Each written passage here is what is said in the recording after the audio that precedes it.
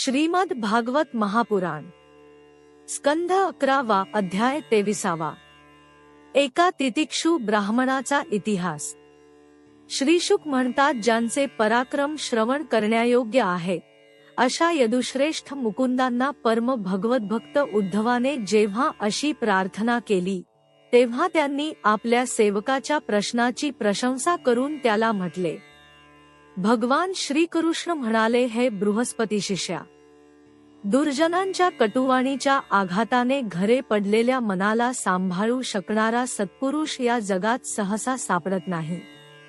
माणसाच्या हृदयाला जेवढी पीडा दुष्टांच्या मर्मभेदी कठोर वाग्बाणांनी होते तेवढी मर्मभेदी बाणांनीही होत नाही. उद्धवा, यासंबंधी एक मोठा पुण्यकारक इतिहास सांगतात, तो मी तुला सविस्तर सांगतो, लक्षपूर्वक ऐक.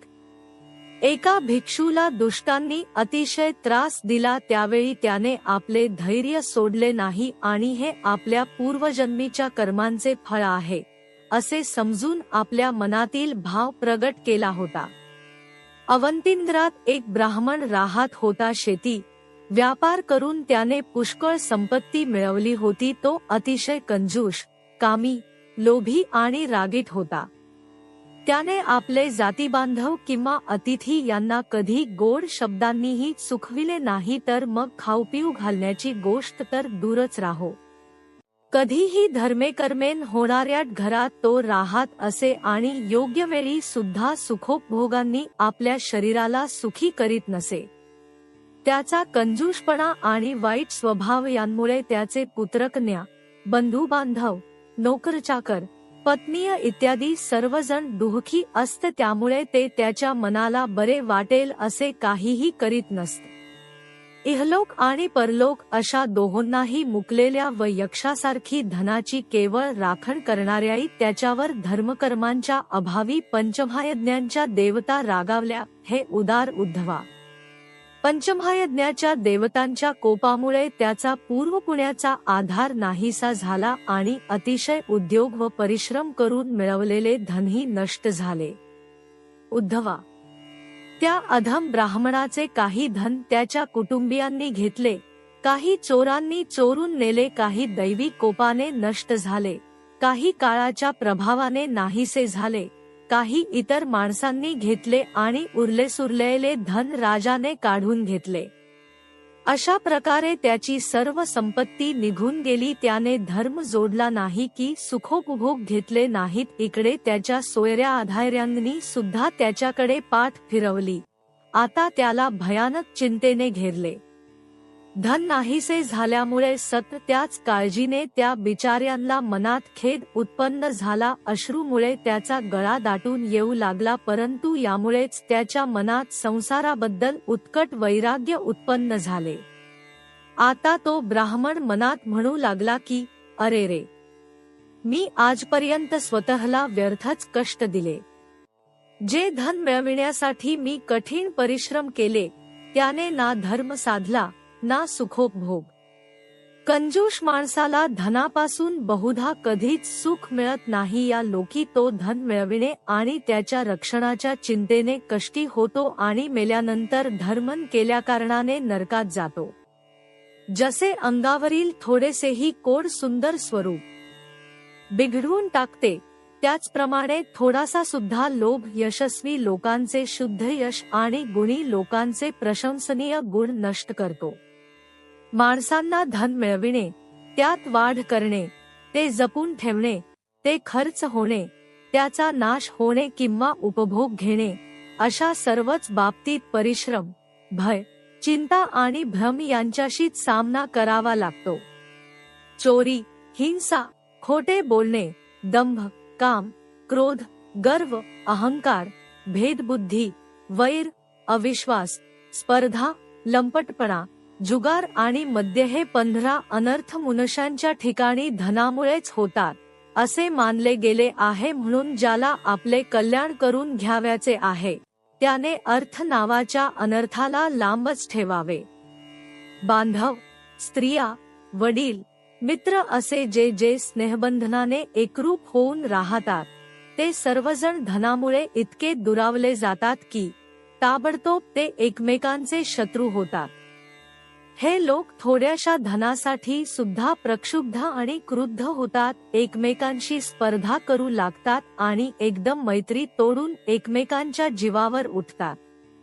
देवतांनीही इच्छा करावी असा मनुष्यजन्म आणि त्यातही श्रेष्ठ असे ब्राह्मणत्व होऊनही जे त्याचा अनादर करून आपल्या खऱ्या स्वार्थाला तिलांजली देतात, ते अशुभ गतीला जातात.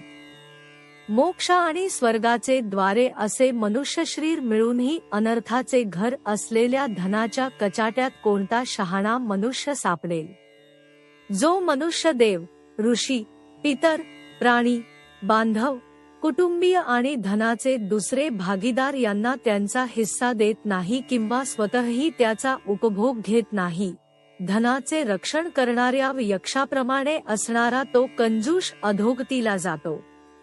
ज्यांनी विवेकी लोक मोक्ष सुद्धा प्राप्त करून घेतात, तीच आयुष्य, धन आणि बळ ही साधने मी मूर्खाने धन मिळविण्याच्या प्रयत्नात व्यर्थ खर्च केली. आता वृद्धापकाळी मी काय करणार?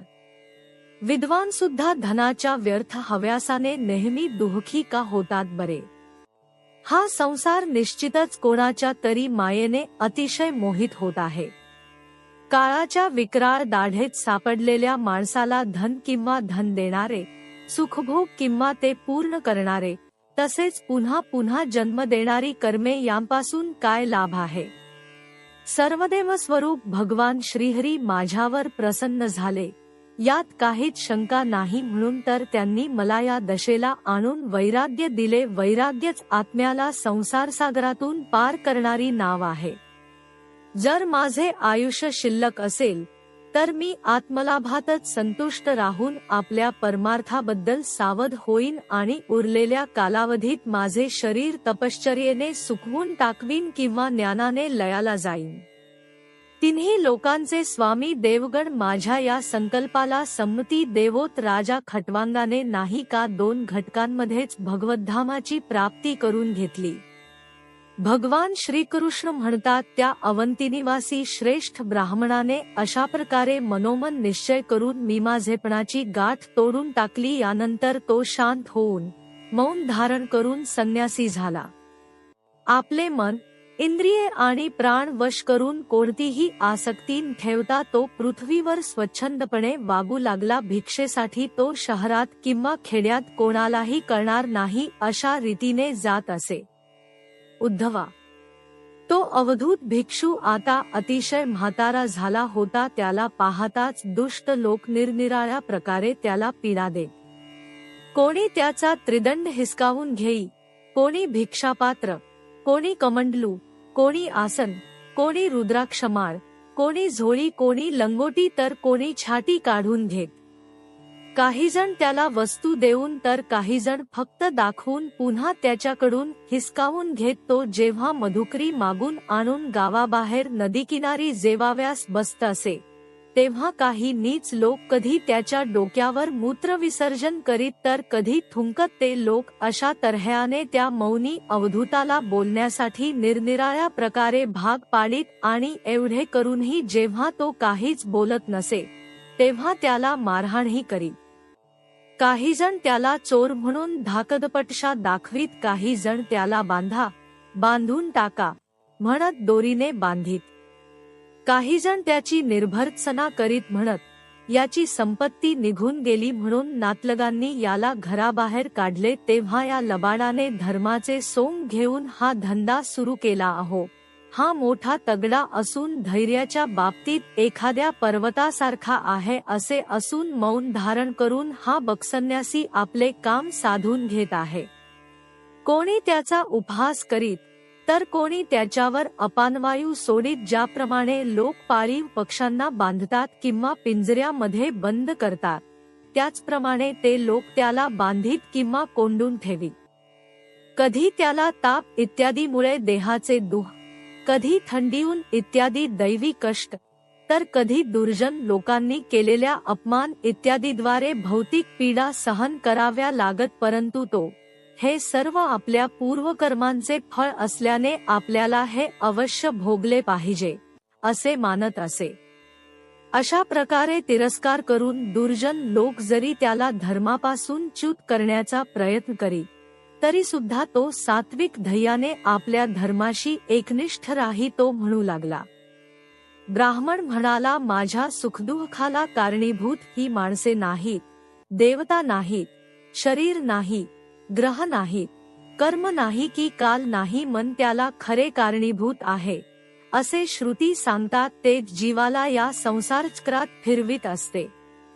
हे अतिशय बलवान मन कामक्रोधादी विकार निर्माण करते. त्यामुळे सात्विक, राजस आणि तामस अशी अनेक प्रकारची कर्मे होतात आणि त्या कर्मानुसारच जीवाला विविध गती प्राप्त होतात.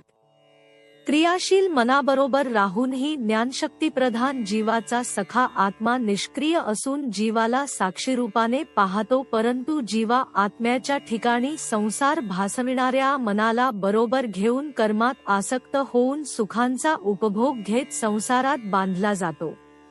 दान, स्वधर्माचे पालन, यमनियम, वेदाध्ययन, सत्कर्मे आणि व्रतांचे पालन ही सर्व कर्मे मनाचा निग्रह करण्यासाठी असतात, कारण मनाची एकाग्रता हाच परमयोग आहे.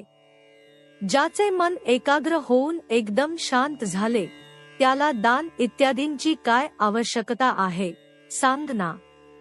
परंतु ज्याचे मन चंचल असून आळस इत्यादी दोषांनी भरलेले आहे त्याने दानादी कर्मे केली तरी त्यांचा काय उपयोग.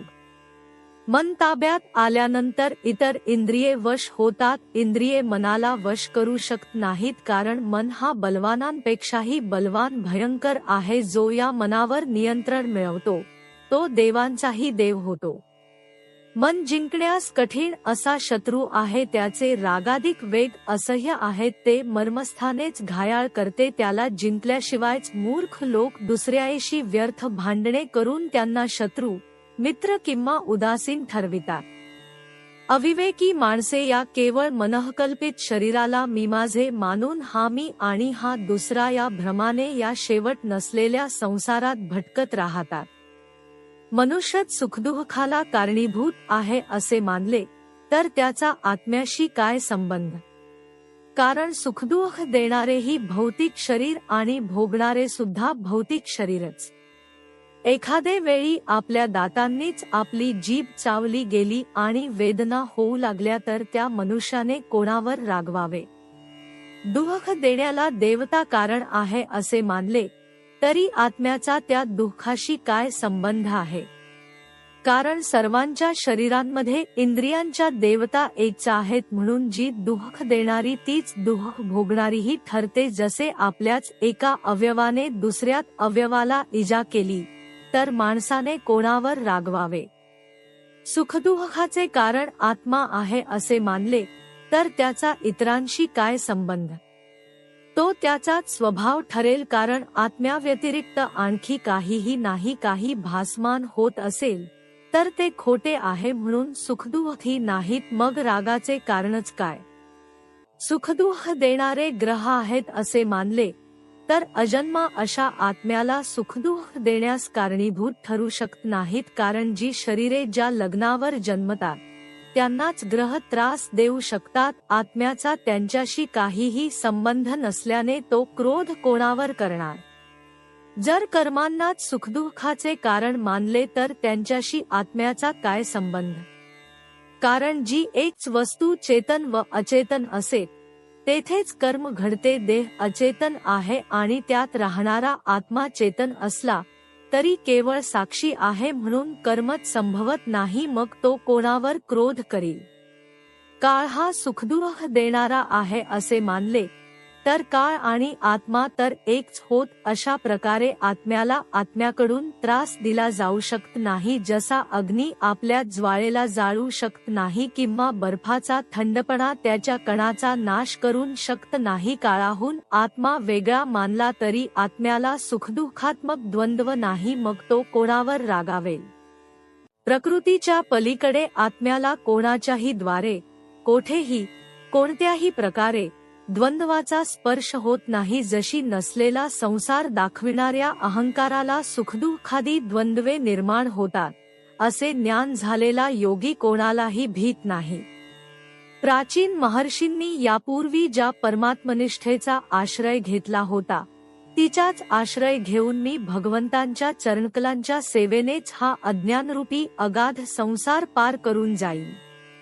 भगवान श्रीकृष्ण म्हणतात, त्या ब्राह्मणाचे फक्त धनच नव्हे तर सगळे क्लेश सुद्धा नाहीसे झाले. आता तो संसारातून विरक्त होऊन संन्यास घेऊन पृथ्वीवर अशा रीतीने भटकत होता. त्याला दुष्टांनी पुष्कळ त्रास दिला, तरी सुद्धा तो आपल्या धर्मापासून जराही विचलित झाला नाही. मौन धारण केलेल्या अवधूताने त्यावेळी या ज्ञानाचे चिंतन केले.